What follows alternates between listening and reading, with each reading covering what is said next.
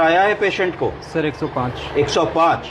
अगर एक ऐसी सिचुएशन हो कि मरीज को 105 बुखार हो, आईसीयू सेटिंग हो, आप सारी चीज़ें कर रहे हो, अर्थात आप बुखार उतारने की दवाओं में पैरासीटामोल का इन्फ्यूजन दे रहे हो, मेफेमिक एसिड दे रहे हो, और भी जो दवाएं दे सकते हैं एंटीपायरेटिक दे रहे हो, और बुखार नहीं उतर रहा है, 3 आसान विकल्प।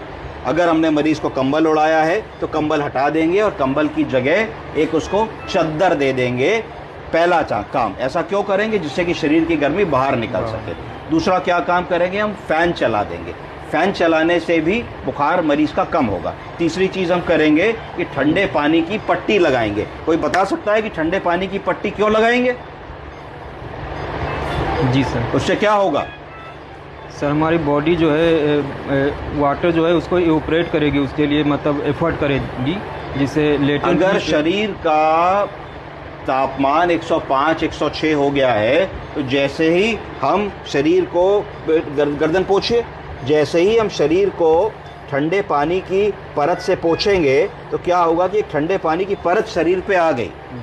इतना तापमान है, शरीर जल रहा है, तो इस पानी को इवेपोरेट होना होगा। क्या होना होगा? भाप बननी होगी।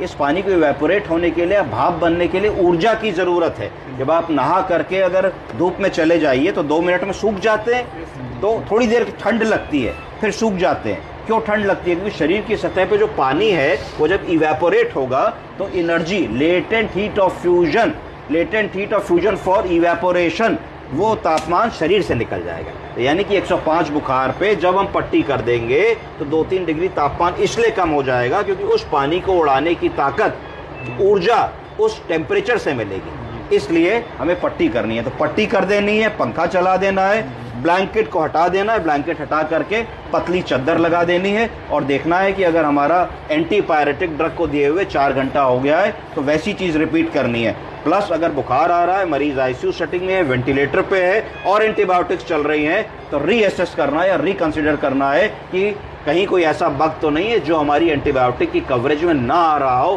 क्यों 4 दवा चलने के बाद भी उसको बुखार आ रहा है। ठीक है जी, थैंक यू।